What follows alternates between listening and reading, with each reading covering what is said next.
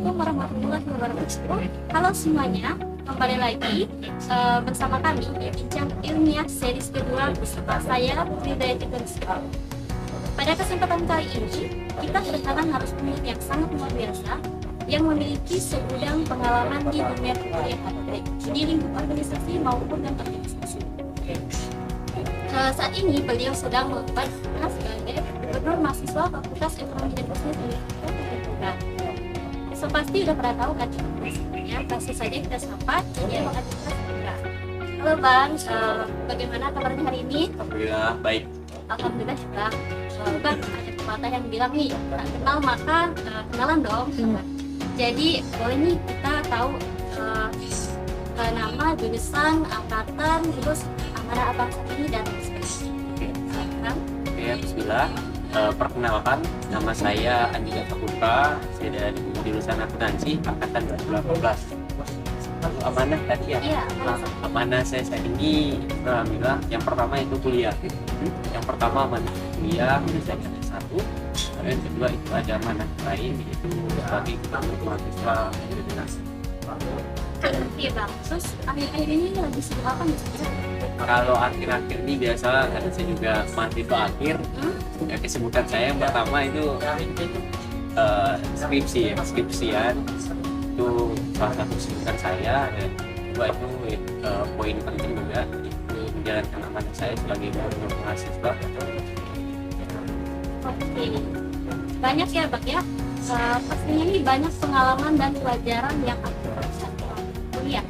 Nah, ngomong-ngomong soal kuliah, menurut Abang apa sih yang harus kita lakukan sebagai mahasiswa di kampus yang belajar supaya pengalaman yang kita dapat sebelumnya itu banyak?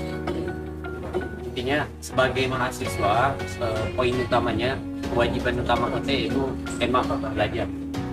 Kita hidup pun itu harus belajar. Jadi poin utamanya emang harus belajar, tapi tempat belajar yang harus belajar. Jadi sebagai mahasiswa kita sebenarnya tidak melulu tentang belajar hanya di dalam kelas.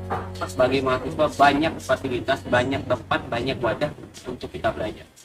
Jadi jangan sampai mahasiswa menghabiskan 8 semesternya mahasiswa S1 itu hanya berpaku pada belajar di kelas. Sayang, banyak kesempatan lain untuk kalian belajar, tempat kalian belajar banyak.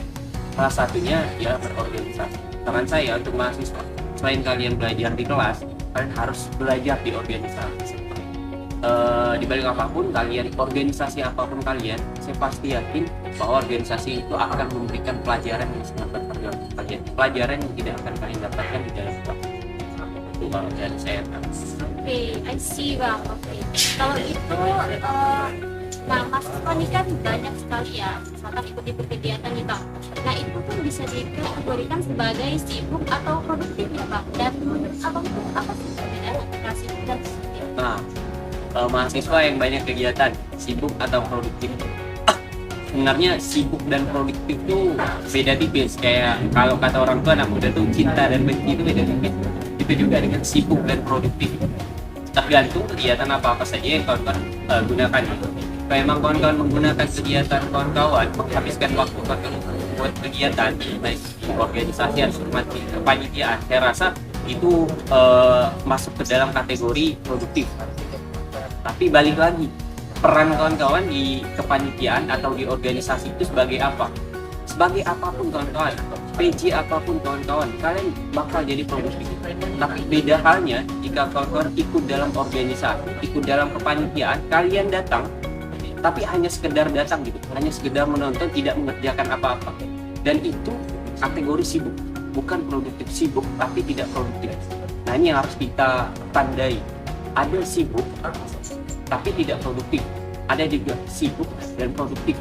Nah yang ingin kita kejar ini poin kedua, yaitu sibuk dan tetap produktif. Bagaimana cara kita agar bisa sibuk dan tetap produktif?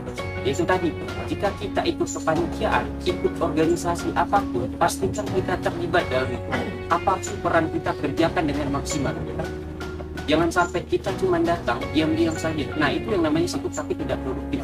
Buang-buang waktu saja gitu. Tidak ada yang kita dapatkan di dalam kepanitiaan atau organisasi. Oke. Jadi intinya tuh sibuk tuh hanya sekedar ikut-ikutan dan tidak melakukan apa-apa. Ya. Iya. Produktif saat kita mendalami peran organisasi dan menjalankan tanggung jawab kita. Iya. Oke bang, seperti itu. Nah, terus nih bang, organisasi bagi abang itu gimana sih dan seberapa penting bagi mahasiswa untuk berorganisasi? Organisasi. Saya sering menganalogikan organisasi itu sebagai wadah. Wadah anggap gelas, kita anggap gelas. Organisasi itu kita anggap gelas. Gelas sifatnya diam, diam, tidak bergerak. Begitu juga organisasi. Kalau emang tidak ada orang di organisasi itu, organisasi itu akan diam dan tidak bergerak. Tapi ketika ada orang yang mengurusnya, ada pengurusnya, organisasi itu akan bergerak. Nah, ini juga yang harus dipahami oleh calon pengurus di setiap organisasi. Organisasi itu seperti gelas ya. Gelas itu memang secara umum orang berpikiran bahwa yang akan dimasukkan ke dalam gelas itu hal-hal positif seperti air ya, air minum, nah itu air putih atau air berwarna gitu. Yang penting itu hal-hal positif kan, air yang bisa kita minum. Tapi orang tuh jarang ya. Orang tanpa sadari bahwa gelas itu juga bisa diisi dengan racun yang tidak sehat untuk kita dipilih. Begitu juga organisasi. Sekarang banyak kan mahasiswa ini menganggap kalau masuk organisasi itu pasti akan mendapatkan hal-hal positif, pasti. Nah itu saya tidak menyangkal hal itu, pasti kalian dapatkan hal itu. Tapi teman-teman mahasiswa yang calon pengurus, kalian harus tahu juga bahwa ketika kalian masuk organisasi tidak hanya hal positif yang kalian bakal dapatkan. Seperti sifat gelas tadi bisa memasukkan racun. Jadi tidak di organisasi, kalian bisa menanamkan hal-hal baik di organisasi. Tapi tidak menutup kemungkinan kalian bakal menanamkan hal buruk di organisasi. Contohnya seperti apa? Kebanyakan orang kalau memang ikut organisasi, dia bisa menanamkan hal baik dengan cara mereka memberikan kontribusi terbaik untuk organisasi tersebut. Itu pastinya. Yang pertama itu relasinya bakal menambah. Selain itu juga nama baik ya, nama baik dia dikenal dengan kawan-kawannya. Oh ini orang ini bertanggung jawab. Kita tidak tahu kedepannya nanti entah salah satu kawannya menjadi bos di satu perusahaan, dia ingin apply ke perusahaan kawannya udah tahu track record, oh dia ini pernah berorganisasi dengan saya dan saya tahu track record dia ini bertanggung jawab. Tapi begitu juga sebaliknya. Nah, mahasiswa ini ikut organisasi ya, saya ingin dapat relasi, saya ingin banyak kenal, saya ingin pandai ngomong di depan segala macam. Tapi mereka lupa ketika mereka ikut organisasi dan mereka hanya diam saja, tidak aktif, itu sebenarnya mereka mengumpulkan racun buat organisasi. Racun itu bukan untuk organisasi, tapi dari sendiri. Seperti halnya tadi yang saya bilang analogi itu, bahwasanya nanti misalkan anggaplah ada si A ini ikut organisasi dengan tujuannya mereka dapat relasi, bisa ngomong di depan. Ternyata saat berorganisasi dia malah mengatakan tidak ikut dikasih PJ, dikasih tanggung jawab, tidak melakukan tanggung jawab dengan benar. Itu apa tidak aktif ya.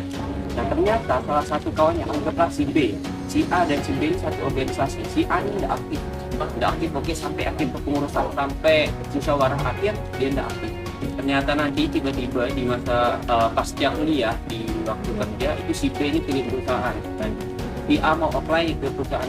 Oh ya udah, aku kenal si A nih. Si A waktu organisasi dengan aku itu tidak bertanggung jawab, tidak aktif. Ya udah, otomatis sudah di blacklist dengan si B ya.